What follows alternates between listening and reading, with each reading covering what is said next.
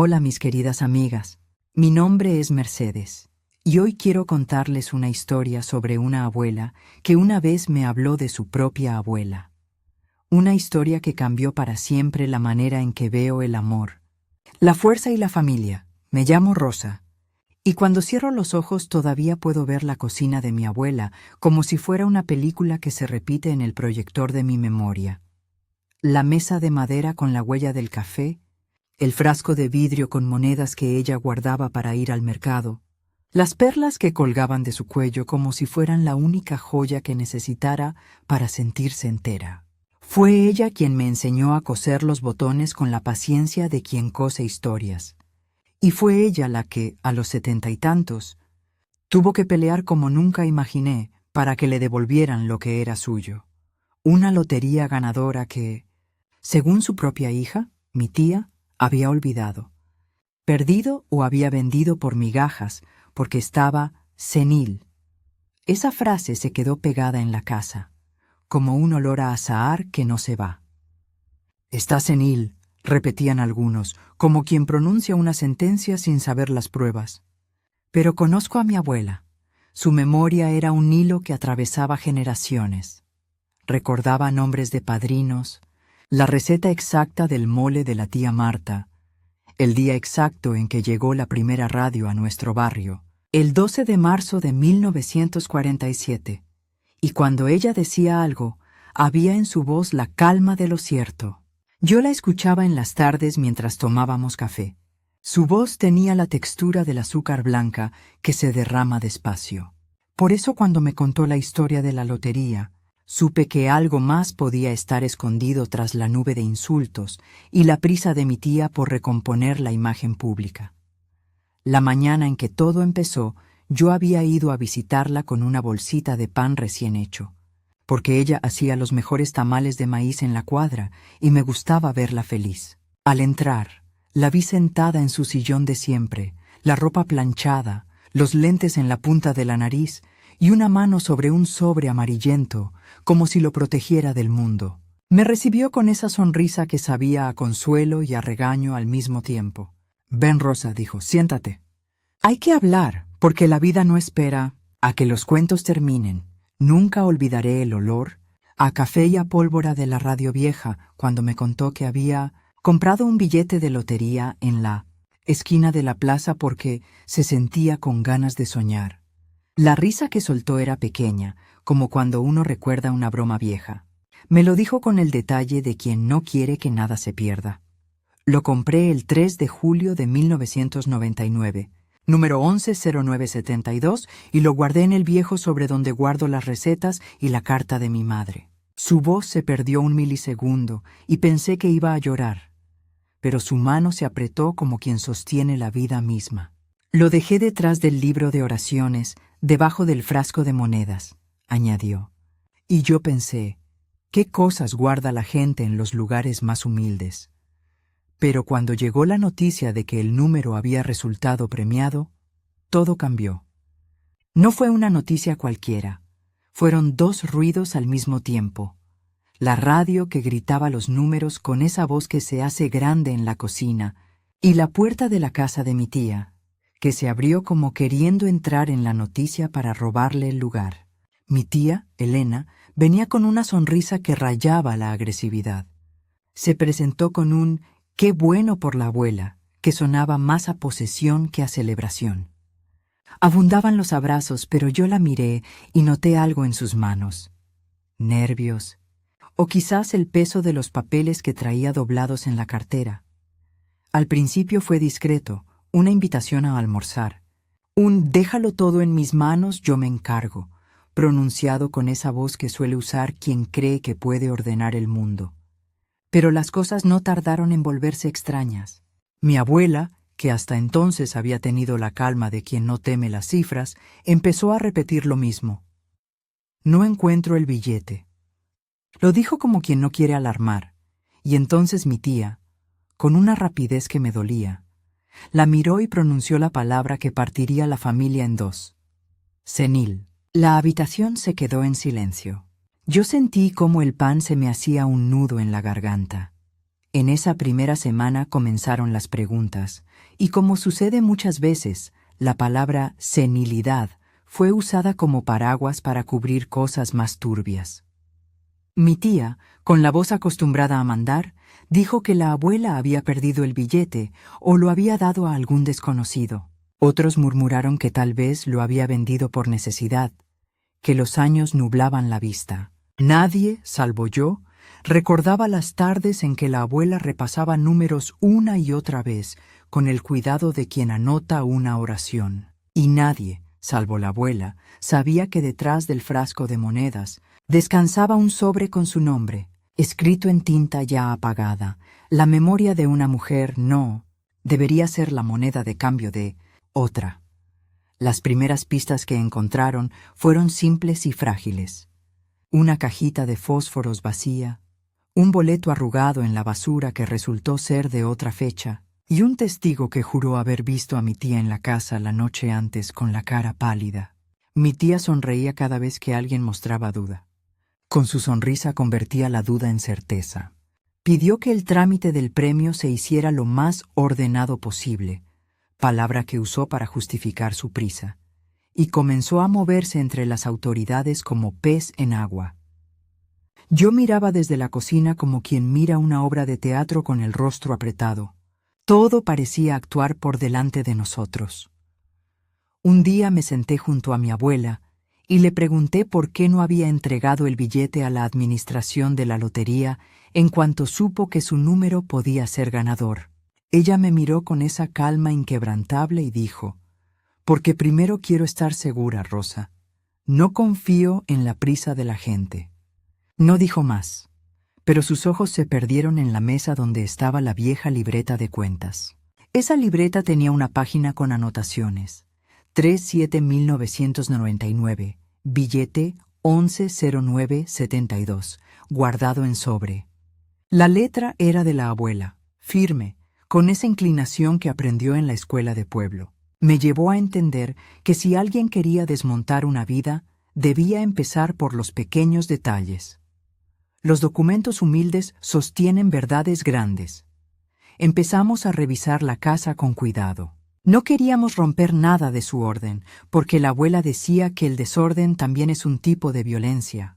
Abrimos cajones, miramos debajo del colchón, levantamos cojines. Todo parecía en su lugar, como una casa que respira honestidad. Encontramos papeles de la iglesia, recetas de sopas, una vieja fotografía de la abuela joven con su madre en 1942, y el frasco de monedas, aún con su etiqueta de conserva de aceitunas. Pero el sobre no aparecía. Entonces fue cuando empezaron las acusaciones abiertas. Al no aparecer el billete, mi tía dijo que la abuela había perdido la razón y que por tanto era mejor que la familia se hiciera cargo. Proponía con voz amiga realizar una gestión para administrar el dinero. Al escucharla, sentí un frío que me llegó hasta las piernas. La gente del pueblo, que antes venía a saludar con empanadas y buenos deseos, comenzó a acercarse con miradas de interés. Había quienes pensaban que una parte del premio sería para obras de beneficencia, como si la lotería premiara a las casas más pecadoras, y quienes murmuraban que la abuela, ahora que estaba senil, no merecía tenerlo. Mi tía, con su habitual habilidad para las palabras, empezó a hablar de responsabilidades y de proteger a la abuela de decisiones equivocadas. Pero lo que se leía entre líneas era simple. Quería controlar el dinero y la narración pública del evento. Cuando la verdad es pequeña, la mentira se viste de grandeza. La primera evidencia concreta que encontramos no fue el billete, sino una factura bancaria, un resguardo de depósito a nombre de Elena, mi tía, fechado el 5 de julio de 1999 por la suma de 450,000 pesos. La fecha coincidía con los días posteriores al sorteo. En la factura, la cajera había escrito con letra apresurada el número de identificación y el nombre. Yo lo miré y no entendí cómo alguien podía depositar una suma así sin que la abuela lo supiera. Cuando llevé la copia a mi abuela, Ella cerró los ojos y repitió la fecha del sorteo. No firmé nada, dijo con voz suave. Jamás vendí mi billete, pero ese comprobante no era una prueba definitiva, porque mi tía pretendió que el depósito era un favor. Tuve que llevarla al banco porque ella no ve bien. Yo me encargué para que no perdiera el premio, dijo en público, con esa insistencia de quien gobierna una sala. Nadie pensó que una hija pudiera robar a su propia madre. Pocas veces la familia es señalada por los otros. En nuestra cultura, las manos que cuidan también pueden ser las mismas que esconden. Yo, que había visto a mi abuela coser con paciencia, sabía que ella no podría haber sido tan negligente. Pero el mundo se formó de opiniones y rumores, y la opinión es un juez que muchas veces no mira los papeles. No me resigné. En mi bolso siempre llevo una libreta pequeña donde anoto fechas, nombres y los dichos de mi abuela. Esa libreta fue lo que me salvó de la incredulidad. Una entrada seca, con la fecha del 2 de julio de 1999 donde yo misma anoté, después de visitarla, que la abuela me mostró el sobre y me dijo dónde lo guardaba.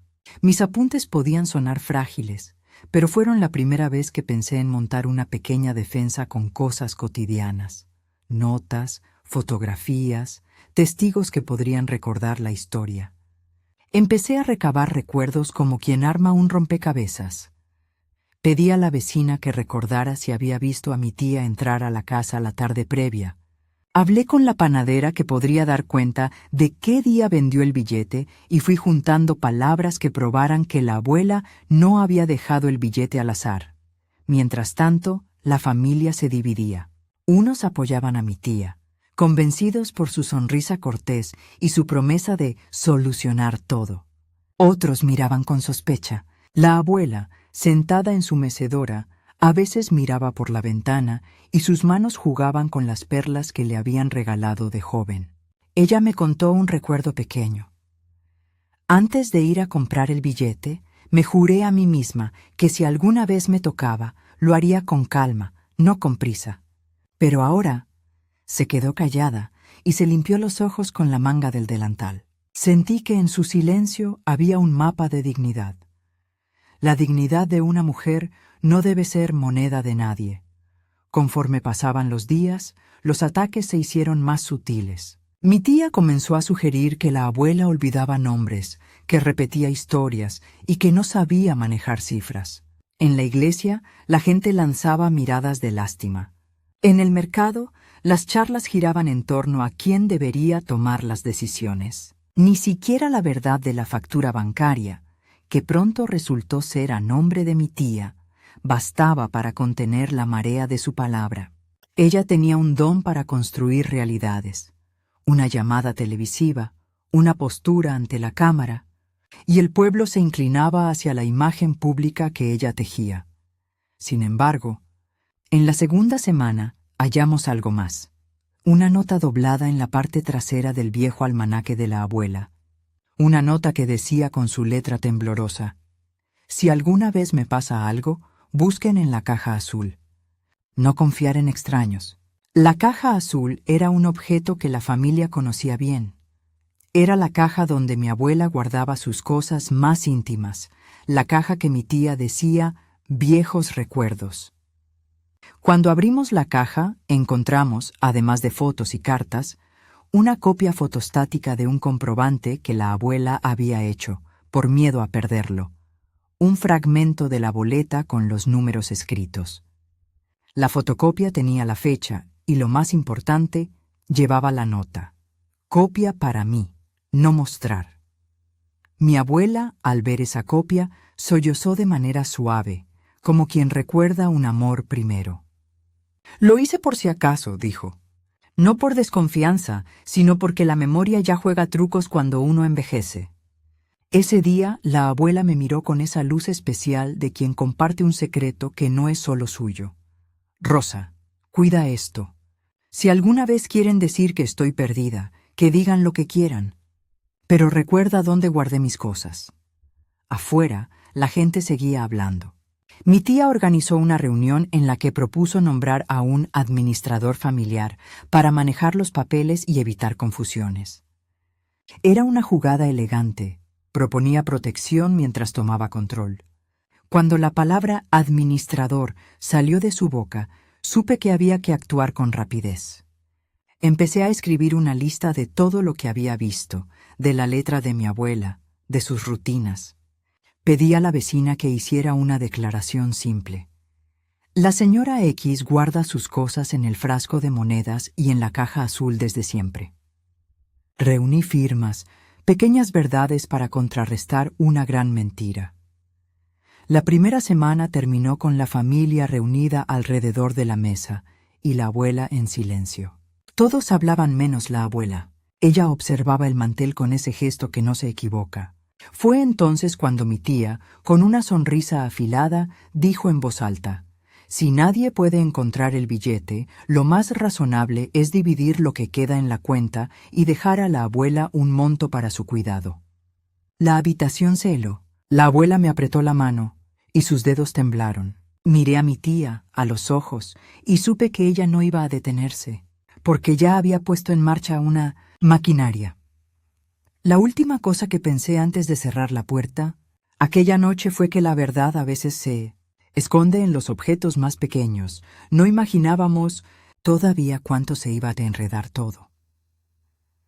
La mañana siguiente a aquella última reunión en la mesa me levanté con la determinación de quien ha escuchado demasiadas mentiras y ya no quiere dormir. Llevaba conmigo la libreta donde había anotado la visita del 2 de julio de 1999, la fotocopia del fragmento de boleta y la copia del comprobante bancario que aparecía a nombre de Elena, mi tía. No era justicia lo que buscaba con rabia sin tino. Buscaba orden, que las cosas volvieran a su sitio como las tazas en el estante. Y sobre todo, buscaba que mi abuela tuviera la dignidad de una verdad que fuera comprobable. Fui primero a la oficina de loterías del pueblo. El lugar olía a tinta y a papel viejo, y había un señor con bigote que parecía haber nacido junto con los resguardos. Le expliqué con voz temblorosa pero firme lo que pasaba. Él me miró con ojos de quien ha visto muchas historias repetirse como una telenovela. «Si hubo un billete presentado, debe quedar registro», dijo. Ahí empezó el pequeño milagro de los papeles. En un archivador con etiquetas amarillas encontraron el registro de pagos y de presentación de boletas de 1999. Las hojas crujieron como hojas de otoño cuando las sacaron. Había un acta de presentación de boletos donde constaba que el 4 de julio de 1999 alguien había presentado una fotocopia como resguardo y que la persona que lo dejó en ventanilla llevaba un billete similar al que luego resultó ganador. El funcionario, rascándose la cabeza, dijo que muchas veces la gente llevaba copias por si acaso, porque había desconfianza. La hoja llevaba un sello. Recibido 0407-1999, 09:30 horas. La fecha era clara. La verdad también se escribe con tinta. El siguiente paso fue el banco. La sucursal central conservaba un microfilm con los movimientos de la caja de aquel año. No es bonito ver microfilm. Son rollos negros que se pasan como si uno desplazara un carrete de cine. Allí, entre depósitos y fichas, apareció la transacción del 5 de julio de 1999, depósito a la cuenta de Elena por 450,000 pesos.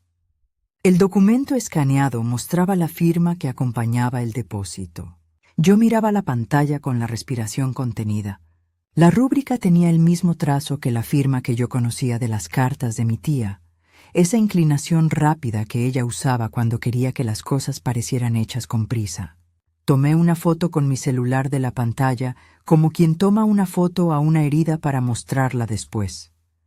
No quería creer en la certeza de las cosas hasta no probarlas. Por eso pedí asesoría legal. Conocía a un abogado del barrio, don Humberto, un hombre de voz grave y sonrisa franca, que siempre había sido buen juez de las pequeñas injusticias de pueblo. Le expliqué, y él, con el temple de quien ha trabajado con documentos y con gente que cree tener más derecho que la verdad, me propuso solicitar un peritaje caligráfico. «Si esa firma se parece mucho a la de Elena, tendremos una huella», dijo. Fue la palabra huella la que me dio esperanza. Había huellas en todo lo que importa, y esa certeza podía pesar más que el rumor. Mientras esperábamos el peritaje, recorrí las calles del pueblo en busca de testigos que confirmaran que la abuela guardaba el billete en su caja azul y que, por lo tanto, alguien lo había sacado de ahí. Fui a la panadería donde la señora Juana, con su delantal manchado de harina, me dijo que la abuela había pasado por allí el 3 de julio a eso de las 10:15 y había comprado una bolsa de pan. Me lo dijo con la seguridad de quien recuerda la cara de las personas que piden pan caliente. Luego llamé a doña Carmen, la vecina del frente, que me contó que el 4 de julio, alrededor de las 7 de la noche, vio a mi tía entrar a la casa de la abuela con una bolsa grande y que, cuando salió, la bolsa parecía más pequeña. Sus ojos se llenaron de un brillo que no había tenido antes. Yo la vi, Rosa, y me dio pena, porque la señora dijo que le ayudara con unas cosas. Esa pena, dicha con voz baja, era una pieza más del rompecabezas. Los ojos de una vecina guardan la memoria del barrio. Con el peritaje en marcha, la tensión crecía. Mi tía seguía hablando en radios locales, con esa voz que quiere domesticar la verdad. Yo solo hice lo correcto por mi madre.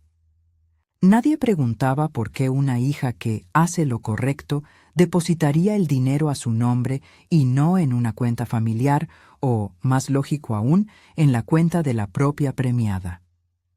Sus argumentos eran simples, construidos para convencer.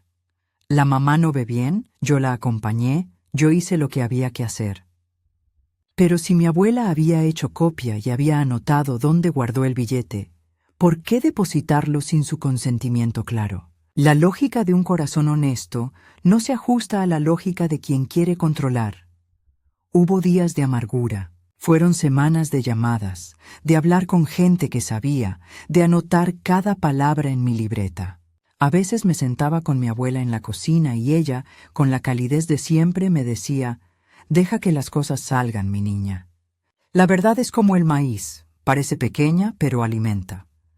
Sus palabras eran comida para el alma. Yo le preguntaba si quería que dejáramos todo en manos de la justicia o si prefería hablar con la familia. Ella, con la paciencia de quien conoce el precio del silencio, respondió: «Si hay que hablar, hablemos en voz alta. Yo no tengo miedo a que recuerden, tengo miedo a que olviden». El peritaje llegó en un sobre blanco una mañana de lluvia. Don Humberto me llamó y me dijo que fuéramos a la oficina. Entramos con la sensación de que los papeles mojados por la lluvia se parecían a la verdad. A veces llegan arrugados, pero son lo mismo. El informe del perito caligráfico fue claro y técnico.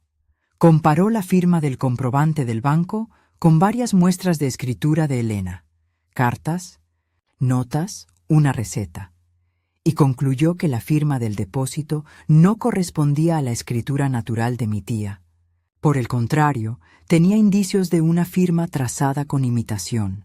El lenguaje del perito fue técnico, sí, pero no hubo ambigüedad. Había indicios de manipulación. Además, el informe señalaba presuntas alteraciones en la presión del trazado, como si alguien hubiera rellenado por encima de un rasgo previo. Yo me agarré al borde de la mesa y sentí como si la casa entera se inclinara hacia la verdad. ¿Y si todo era una trampa? Con ese peritaje en la mano fuimos al fiscal.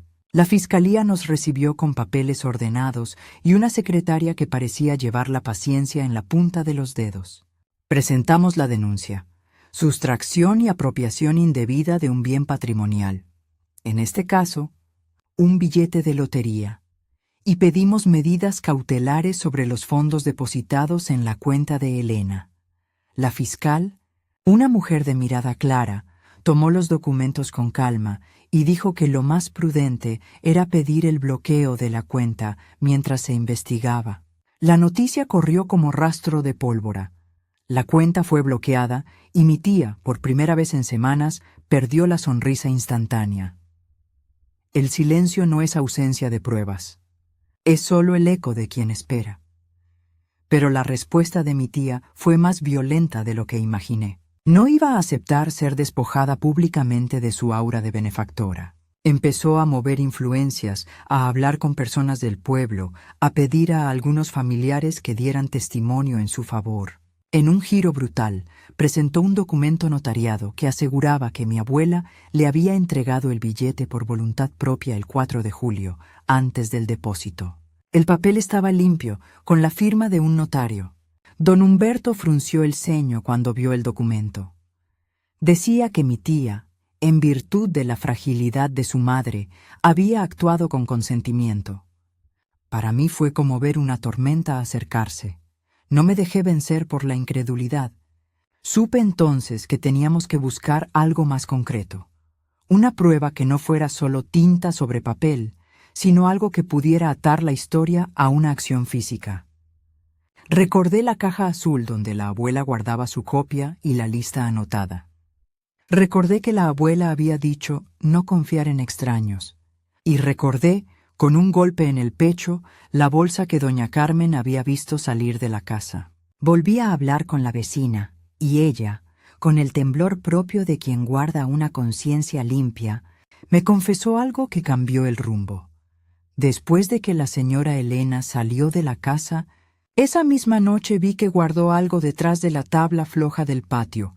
Lo vi con mis propios ojos. Esa tabla floja nos dio una pista. La cosa que había guardado en su casa podía estar todavía allí, oculta. Le pedimos a la fiscalía una orden de allanamiento para la casa de Elena. No fue sencillo. La familia era conocida y la idea de entrar en la casa de una hija con la acusación de robar a su madre parecía, para algunos, un despropósito. Sin embargo, con el peritaje y la denuncia en la mano, la juez firmó la orden. Cuando llegamos, la casa olía a limpieza y a ambientador. Mi tía nos miró con los ojos bien abiertos, pero no con arrepentimiento. Los peritos buscaron con cuidado, con guantes, como si la verdad pudiera ensuciarse con las manos. Y fue allí, detrás de una tabla floja en el patio, donde el hallazgo ocurrió. Una caja envuelta en un pedazo de tela. Mi corazón latía con el temblor de quien espera una noticia que puede liberar o quebrar. Abrimos la caja con cuidado. Adentro, envuelto en un pañuelo, había un billete con el mismo número que la abuela había anunciado. 110972. Tenía una mancha de café en una esquina, exactamente del mismo color que el vaso que la abuela usaba. Yo misma lo había visto en su cocina miles de veces. Las perlas de la abuela centellearon en mi cabeza como si fueran testigos silenciosas. Tomé el billete con guantes porque uno no toca una verdad con las manos desnudas. Lo puse sobre la mesa y lo miré. El papel tenía el sello de la emisión, las microimpresiones, la numeración exacta. Después de tanto ruido, la cosa tangible estaba allí, fría y firme. La mano que lo escondió. Lo entregamos al perito para su análisis. El perito bancario, con su lupa vieja y su paciencia de relojero, comprobó que la numeración correspondía y que las microinscripciones estaban intactas. Además, con gran detalle, notó una huella parcial de una impresión. La marca de una taza de café que correspondía con la mancha del billete. Era extraño y minúsculo, pero suficiente para relacionar el objeto con la casa de la abuela. Le pregunté al perito si era posible que el billete hubiera estado en otro sitio y no en la casa de Elena.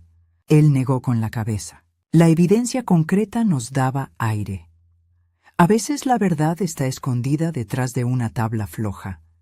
Llegó el día de la audiencia preliminar. El salón del juzgado estaba lleno. Gente del pueblo, periodistas de la radio local y, lo que más me dolía, miembros de la familia que aún dudaban. Mi tía entró con paso firme, con ese traje que la hacía lucir dueña de la verdad. Yo miraba a mi abuela, que estaba sentada con una manta sobre las piernas y los ojos brillantes por la emoción. Cuando el fiscal presentó el peritaje caligráfico, la foto de la firma y la caja con el billete, se sintió como un golpe en el aire.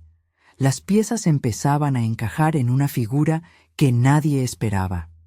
El abogado de Elena presentó su defensa con la elegancia de quien sabe que la apariencia puede ser más poderosa que la verdad.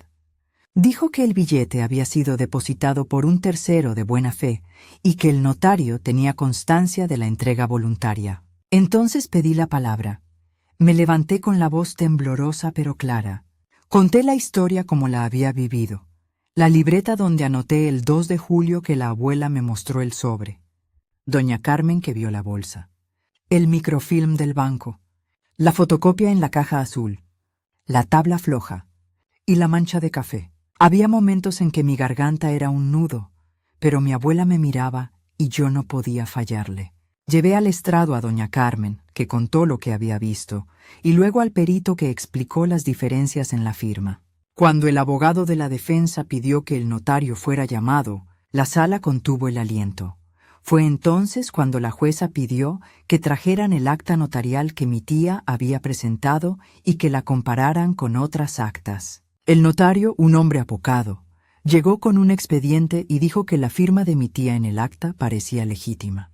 Pero don Humberto, con una astucia que ya quisiera para mí, pidió que se hiciera una comparación de todas las firmas del notario y que se mirara el sello de la notaría con lupa. Al mirar con más detalle, notamos algo extraño en la fe de erratas del notario. La fecha en el acta de entrega figuraba como 0407-1999.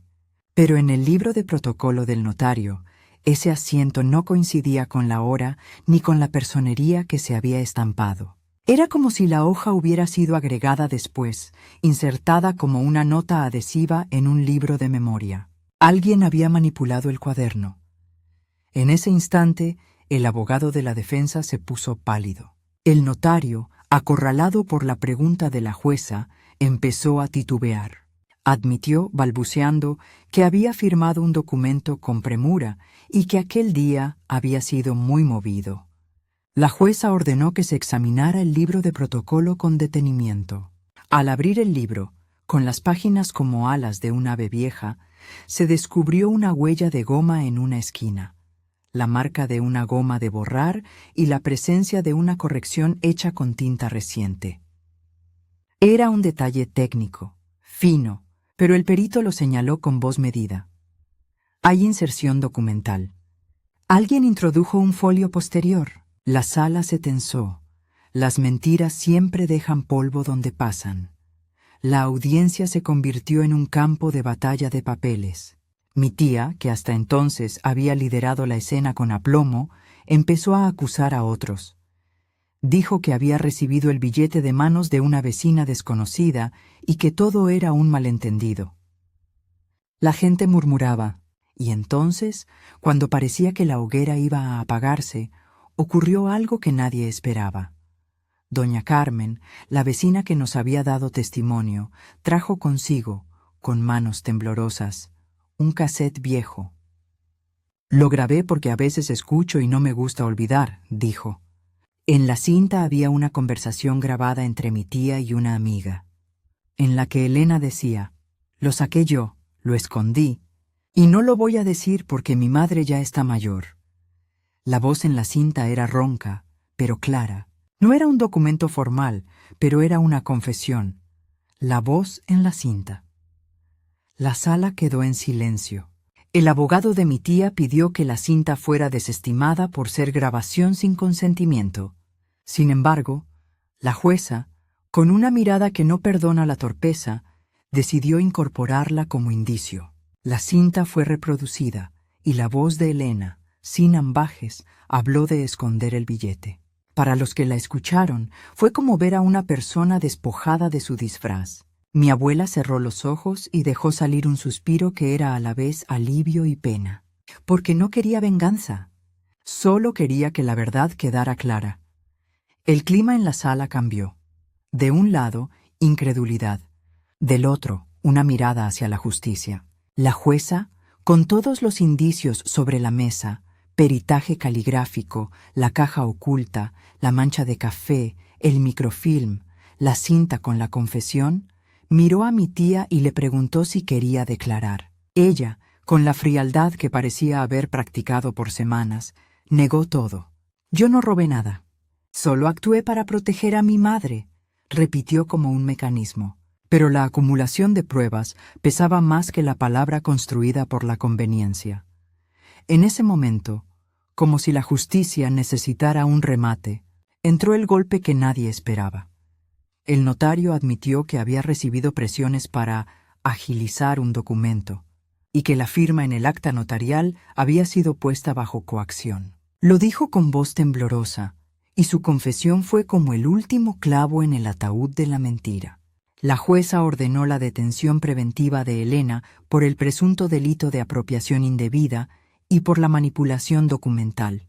Además, dictó medidas cautelares para la restitución del dinero al patrimonio de mi abuela hasta que se resolviera el juicio. La sala estalló en murmullos y sollozos.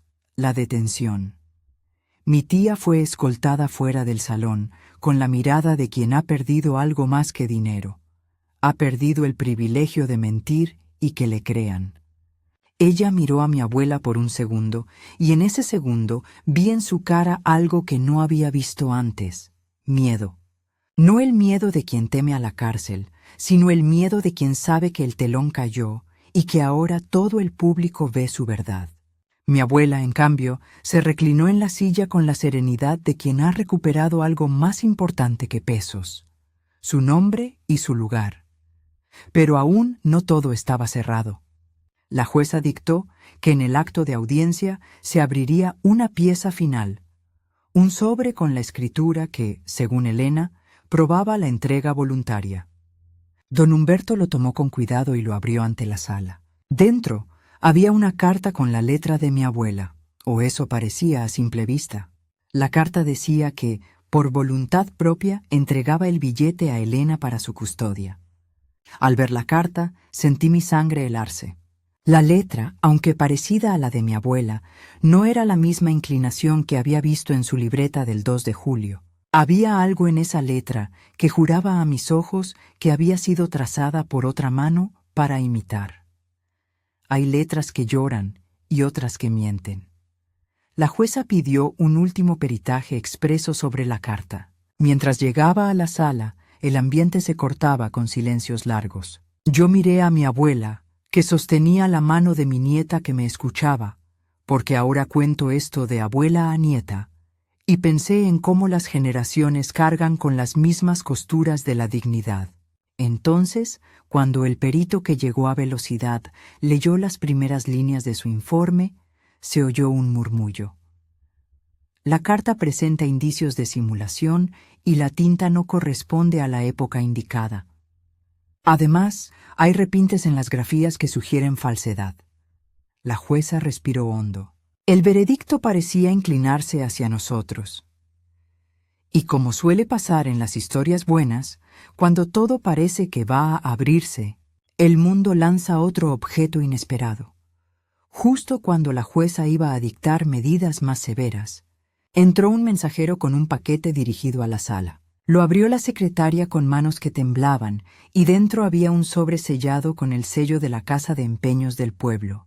En su interior, un documento, un recibo original de venta firmado por Elena, donde se afirmaba que había vendido parte del premio a un tercero.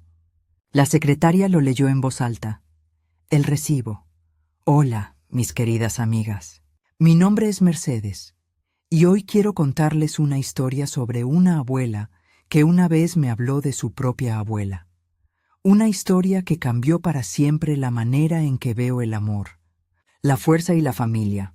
Me llamo Rosa, y si me permiten, seguiré contándoles cómo terminó todo aquello que empezó con un frasco de monedas y una palabra: senil.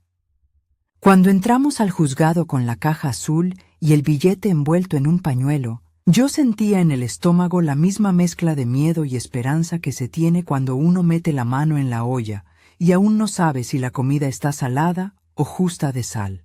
Había pasado tanto desde aquel 3 de julio de 1999 que al final la verdad llegó con la paciencia de los guisos que se cocinan lento. La sala todavía olía a papel y a humedad. La jueza había decidido que, antes de dictar una resolución definitiva, se esclarecerían todos los documentos: la copia presentada en la lotería, el microfilm, el peritaje caligráfico, la caja hallada en la tabla floja, la cinta con la voz de Elena diciendo «lo escondí». Esa frase que sonó como una confesión hasta antes de que la defensa intentara arrancarla, y el recibo de la casa de empeños, que había llegado como una denuncia más. Debo decirlo con la verdad en la boca. Ninguno de esos papeles se sostiene si no tiene detrás la memoria de la gente. Las hojas frías son pruebas. Las voces y los recuerdos, alma. El recibo que la secretaria leyó en voz alta la tarde anterior era simple y brutal. Recibo de venta, 0707-1999. Vendedor, Elena Martínez. Comprador, José Vargas. Concepto, cesión parcial de billete premiado. Monto, 200 pesos. Firma del comprador, firma ilegible. Sello, Casa de Empeños El Rincón. El papel tenía una mancha de tinta en la esquina, como si alguien hubiera leído y llorado al mismo tiempo. Cuando la secretaria terminó, la jueza frunció el ceño y dijo: «Queda incorporado al expediente». La sala exhaló. La justicia también lee manchas. Aquella noche no pude dormir. Me senté junto a la abuela y prendimos la radio baja, la misma que había cantado los números el día del sorteo. Ella tomaba su taza con las dos manos, como quien sostiene un tesoro frágil, y me miró con esa tranquilidad que parece venir de las raíces. «Si todo sale bien, quiero que sepan una cosa», me dijo. «No busco que la casa brille con lujos. Quiero que me devuelvan mi nombre. Que sepan que Rosa, que alguna vez fue la chica con la trenza, no era tonta». Se rió suave, y por un momento la cocina fue un templo. Al día siguiente, la investigación siguió su curso con la frialdad de lo metódico. Rastrearon la cuenta donde Elena había depositado 450,000 pesos y hallaron transferencias parciales hacia una cuenta de don José Vargas, que coincidía con el recibo. La transferencia a nombre de Vargas fue de $200,000 el 7 de julio y otra de $100,000 el 10 de julio a una cuenta a nombre de una empresa de envío de objetos, y el resto, 150,000, retirado en efectivo en 2 ocasiones, con tickets bancarios firmados con la misma rúbrica extraña que habíamos peritado. Era como seguir las migas de pan en la casa de Hansel y Gretel, pero estas migas tenían números y fechas. El contador forense presentó un cuadro donde se veía, con letras rigurosas, el flujo del dinero: 450,000 ingresados el 5 de julio de 1999, 200,000 transferidos el 7, 130,000 el 10, retiros por 75,000 y 75,000 los días 12 y 14 respectivamente. Todo ello documentado con tickets, sellos y firmas. Don Humberto, que parecía más hombre de pueblo con corbata que otra cosa, me apretó la mano y dijo: «Esto no es solo apropiación, es premeditado». Sus palabras sonaron como un martillo que golpea una pieza de metal. Suenan y dejan marca. Las migas de pan daban vueltas. En la continuación de la audiencia, la jueza ordenó que se citaran al comprador declarado en el recibo, a don José. Él llegó con la cara curtida, olor a taller y unas manos grandes que hablaban más que sus palabras. Dijo que había comprado parte del premio, porque necesitaba dinero para arreglar su camioneta y que había pagado en efectivo. Ante la fiscalía, reconoció que el papel de la casa de empeños lo había firmado a las apuradas, pero que a él le habían dicho que todo era legítimo. Cuando la fiscal le preguntó por el vendedor, el hombre vaciló y luego dijo: «Una señora vino, me lo mostró, me dijo que era de ella». No pudo decir el nombre con claridad. Su testimonio fue una hebra más del tejido de verdades y dudas. Pero el momento decisivo vino cuando el perito forense comparó la huella de la taza de café en el billete con las manchas de la taza de mi abuela. Coincidían en forma y tamaño. La mancha tenía restos microscópicos del mismo café que mi abuela usaba. Un análisis químico señaló el tipo de grano y la coincidencia era altísima. Uno piensa que esas son pequeñeces, pero en la mesa del juez las pequeñeces son determinantes. La fiscal, con la voz que ya no tiene miedo, concluyó: Existe evidencia incontrovertible de que el billete estuvo en la casa de la víctima y que fue retirado por terceros y que los fondos fueron destinados en parte a cuentas ajenas. La palabra incontrovertible dejó en la sala un silencio que pesaba como una losa. Los pequeños detalles sostienen grandes veredictos. Cuando por fin la palabra le tocó a Elena, su mirada no fue la misma. Había pasado de la seguridad a una especie de cansancio que pareciera salida de una película en blanco y negro. No pronunció un lo siento que sonara sincero. En su lugar, dijo que había actuado por el bienestar de la madre, repitiendo la vieja excusa. La fiscal la interrumpió y mostró la cinta de doña Carmen, donde se escuchaba la frase «lo escondí» y su voz. La grabación, reproducida en la sala, fue un látigo que cortó la distancia entre discurso y acción. Luego llegó la confesión técnica del notario sobre la manipulación del acta, que quiso legitimar la entrega. Admitió que la hoja había sido agregada posteriormente a su libro de protocolo con la suma de pruebas, el billete recuperado, el peritaje caligráfico que mostró trazos de imitación en la firma del depósito y en el acta, el recibo de la casa de empeños, las transferencias bancarias, la cinta con la confesión y la declaración de testigos. La fiscal pidió una condena por apropiación indebida, falsedad documental y abuso de confianza. No se trataba solo de recuperar pesos. Se trataba de poner en su lugar la dignidad de una mujer que había sido utilizada como excusa para lucrar. La confesión técnica lo cambió todo. La sentencia llegó semanas después, el 18 de noviembre de 2000. Recuerdo la fecha porque mi abuela la escribió en su libreta con pulso firme. Elena fue hallada culpable y condenada a una pena que incluyó prisión y la obligación de restituir la suma íntegra, más intereses y multas, a favor del patrimonio de mi abuela. Además, la jueza impuso medidas de reparación simbólica, la publicación de la sentencia en 2 periódicos locales y una disculpa pública en la plaza del pueblo. ¿No les parece curioso que los papeles no solo devuelven dinero, sino también la posibilidad de que la verdad circule? Por otro lado, la casa de empeños y varios terceros fueron citados por complicidad, y las transferencias fueron parcialmente congeladas y recuperadas. No todo regresó en billetes enteros, pero la mayor parte sí. La reparación es más que una cifra. Cuando mi abuela supo la sentencia, no se echó a reír ni a gritar. Se puso su chal con perlas cosidas de cuando era joven y me dijo: «Las cosas se acomodan cuando uno las mira con paciencia. Pero no quiero venganza. Quiero que las mujeres de este pueblo aprendan a protegerse». Entonces, con la calma que ya conocen, pidió que una parte del dinero se destinara a crear un pequeño fondo para mujeres mayores que necesitaran ayuda con trámites y para apoyar a las artesanas del barrio. Que no sea un lujo ni una fiesta, dijo. Que sea un taller, una mesa y un corazón. Le ardían los ojos de ternura. Me sentí orgullosa y humillada al mismo tiempo. Orgullosa porque su grandeza no pedía venganza. Humillada porque tuvo que pelear por algo que era suyo por derecho.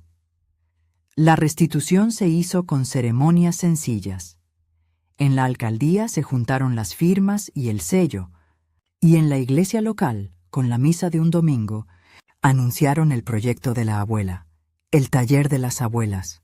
Allí se darían clases de costura, manejo de cuentas sencillas, alfabetización digital para quienes quisieran aprender a usar el teléfono y un pequeño ahorro común para emergencias. Fue una ceremonia bonita. La abuela cortó una cinta con las manos temblorosas y las perlas al cuello parecían más contentas que nunca. Verla así, sosteniendo la tijera con esa seriedad, fue para mí la mayor victoria. La cinta fue un comienzo. La piedra angular de la sentencia, sin embargo, no fue solo la cárcel o el dinero. Hubo algo más sutil, la reparación moral. En la plaza, en la disculpa pública, Elena habló. No lo voy a negar, su voz sonó rota y hubo quien la llamó cobarde. Otros, hipócrita. Ella dijo palabras como «me equivoqué» y no supe medir. Mi abuela la escuchó con la misma mirada que usaba para mirar a los polluelos en el corral, con paciencia y calma, pero sin dejar de ser mujer con criterio. Al final, abuela se acercó, le tomó la mano y dijo en voz baja: «No es el perdón lo que nos salva, es aprender a no repetir». Nadie gritó ovaciones. La plaza volvió a su murmullo cotidiano. Para mi abuela, el gesto fue más útil que cualquier grito. El perdón no borra, enseña. Con el dinero vuelto a su nombre y el taller en marcha, la vida en la casa de la abuela recobró la textura de siempre. Tamales los sábados, el olor del café a las 6, la radio que cuenta noticias como quien cuenta cuentos. Pero algo había cambiado para siempre. Ya no éramos los mismos. La familia por un tiempo se recomponía a duras penas. Algunos parientes se acercaron para pedir perdón. Otros, más orgullosos, permanecieron lejos. La abuela no exigió reconciliaciones públicas. Sí pidió que los que regresaran llevaran consigo la lección de no hablar sin pruebas. Lo que más me emocionó fue ver a las jóvenes del pueblo llegar al taller con agujas en mano, dispuestas a aprender y a contar historias. Se formaron redes de apoyo, mujeres que antes no se conocían comenzaron a coser juntas y a organizar pequeñas ferias.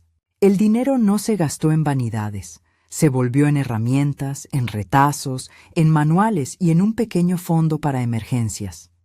Ver a la abuela caminando entre las mesas, corrigiendo un punto con la misma paciencia con que lavaba la loza, fue como ver el tiempo devolviéndole la dignidad.